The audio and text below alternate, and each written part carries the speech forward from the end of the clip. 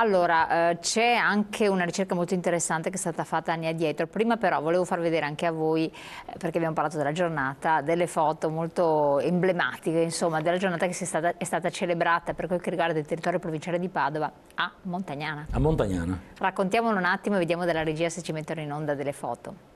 Cosa è successo? Cosa avete fatto? Beh, abbiamo avuto, partiamo da lontano. Ho proposto alla signora Sindaco Borghesan di Montagnana di dedicare una lapide ai caduti sul lavoro e ha accettato subito, nonostante che Montagnana sia soggetta alle belle arti, perché sappiamo com'è, erano 20 anni che cercavo di fare qualche cosa a Montagnana. E con la Sindaca Borghesan ci sono riuscito, lì ci sono i nostri soci invalidi del lavoro che fanno parte dell'Animi Sport, perché abbiamo anche la società, la SD sportiva. Sono bravi, sono i primi in Italia, sono i campioni italiani da 5 anni a questa parte. Comunque abbiamo dedicato questa lapide ai caduti sul lavoro, messo in un contesto, anche un bel contesto, dove passa molta gente perché è proprio vicino all'ufficio anagrafe, e dove spero che i ragazzi, riserva di monito per i ragazzi. È stata bellissima come giornata, già il tempo che ha tenuto, che non c'era sole, non c'era, si poteva stare fuori, e l'abbiamo fatta fuori, l'abbiamo fatta proprio in piazza, che è bella la piazza di Montagnana. E avevamo più di 200 soci, tutti belli, calmi, tranquilli, proprio perché non c'era il sole. E un'iniziativa che abbiamo fatto era questa qua è quella che mi rammarica più di tutto. Abbiamo messo questi 19 tute. Perché 19? 19 perché sono stati 19 i morti l'anno scorso a Padova, in provincia di Padova, con i 19 caschi per dimostrare il lavoro e 19 fiocchetti, ognuno aveva il fiocchetto per dimostrare che è morto nel lavoro. Il mio rammarico era, io volevo mettere un'epigrafe per ogni persona, per ogni, diciamo, vittima, così la chiamiamo, su ogni tuta, volevo metterla proprio per dimostrare, per mettere il nome e la data di morte, e se era possibile anche magari avevo tentato di mettere il comune dove è morto, tipo Campodarsego, Padova, Abano, tanto per fare l'esempio. Però non sono riuscito per la tutela della privacy a avere niente, avere i nominativi.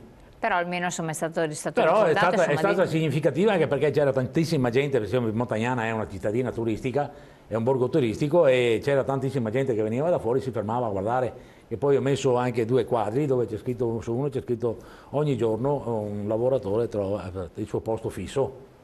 Perché i numeri quotidiani sono veramente spaventosi. Sì, sono circa 2000 infortuni sul lavoro al giorno, sono quasi 800.000 infortuni, adesso siamo già quasi alla quota dell'anno scorso siamo. Quindi gli infortuni non sono diminuiti, le morti sono diminuite, ma gli infortuni non sono diminuiti, anzi, neanche le morti? Allora io avevo dei dati.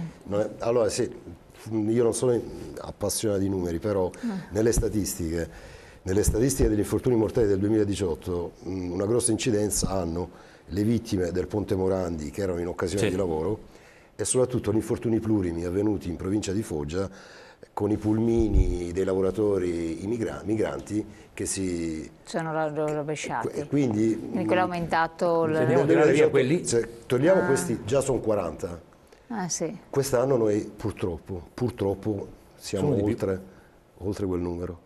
Ma sostanzialmente gli infortuni dove la persona subisce una lesione permanente, un'invalidità che dopo viene sono gli infortuni denunciati e non sappiamo dopo se ci sono poi quelli non denunciati. Ci sono dopo quelli che hanno un infortunio che sono senza conseguenze, e gli infortuni che hanno delle conseguenze, e vengono indennizzati, come dicevo prima, dal 6% in su. Vengono indennizzati. Anche tante categorie professionali che non hanno come riferimento INAIL, ma altri istituti, o non hanno fatto istituti, come i pensionati che si ribaltano col trattore, non rientrano in queste statistiche. Oppure anche gli infortuni domestici, ne avevamo parlato anche tempo fa, sono tantissimi. Adesso per fortuna siamo riusciti come associazione a portare, ad abbassare quello che è il riconoscimento del punteggio, l'abbiamo portato al 16% perché venga indennizzato, prima era il 28%. E dopo quello che è una cosa gravissima secondo me, adesso è stato spostato fino a 67 anni il pagamento del premio assicurativo, è stato portato a 67 anni. Io mi chiedo se, quando è stata fatta questa legge, se si pensava che dopo 67 anni le casalinghe non si possono più fare male, o se dopo i 67 anni, prima erano 65, se dopo i 67 anni non fanno più le casalinghe. Non fanno. È un po'. vanno in come il lavoratore agricolo vanno in pensione. che continua a fare il lavoratore agricolo e non paga l'assicurazione perché ha superato l'età. Certo.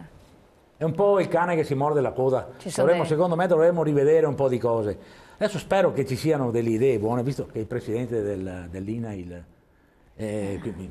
posso fare un appunto, il presidente dell'INAIL è stato nominato l'ex presidente dell'ANMI, l'ex presidente nazionale dell'ANMI, Franco Bettoni. Si deve ancora insediare, però un invalido del lavoro che va a fare il presidente dell'INAIL. Voi ne siete... Noi a parte che siamo orgogliosi di okay. questo, perché siamo orgogliosi di questo, ma penso che uno che sa cosa ha provato nella vita, dovrebbe dare una svolta anche un pochino all'INAIL. Non abbiamo delle grosse pretese, perché sappiamo che la burocrazia e lo Stato... Forse dipende da altre entità. Dipende anche da molte altre entità, giustamente. Però spero che un qualcosina... Un auspicio c'è in questo senso. Un auspicio c'è. Allora, io chiedo anche a lei, mi accennava un po' fuori onda una ricerca, uno studio che è stato condotto tempo addietro, che forse è interessante di questo rendere partecipi i nostri telespettatori. Questo negli anni prima della crisi. Ho il dovere prima di affermare comunque che questo studio di cui parlerò si riferisce alle grandi industrie. Ma anche nel mondo dell'artigianato, che ha una diffusione capillare in tutto il Veneto, i miglioramenti, i modelli virtuosi, soprattutto partendo dalla bilateralità artigiana veneta, sono evidenti e quindi il percorso sicuramente non è finito, non è esaustivo, ma può sicuramente migliorare e portare risultati più confortanti. Lo studio, rispetto a spesso l'errore più comune per alcuni imprenditori, dico alcuni, è quello di confondere gli oneri per la sicurezza come costo e non come investimento. Su questo è molto chiaro ed esaustivo uno studio commissionato da Confindustria e Camera di Commercio di Padova all'università nel 2006, prima della grande crisi, in cui si studiava, forse c'era più attenzione, c'erano pure più risorse. Hai dato più risorse anche. Prende in considerazione questo studio 5 casi di infortuni medio-gravi tra i 60 e gli 80 giorni di prognosi e calcola come costo, oltre ai costi dell'INAIL, delle rendite, ai costi sociali e quant'altro, si focalizza l'attenzione sui costi dell'impresa, ovvero per quanto tempo quel reparto non ha potuto operare come prima, le ripercussioni sul resto dei lavoratori di quel reparto, che è scientifico, dopo un infortunio grave la loro performance produttiva ha dei cali enormi. La perdita di clienti, la perdita di commesse, la perdita di immagine, perché le industrie puntano tanto sul marketing e avere degli infortuni mortali non aiuta la propria immagine.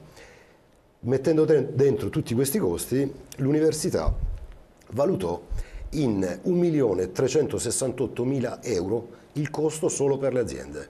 Diviso per 5 sono oltre 250.000 costo pro capite. E parliamo di casi non gravissimi, 60-80 giorni di prognosi.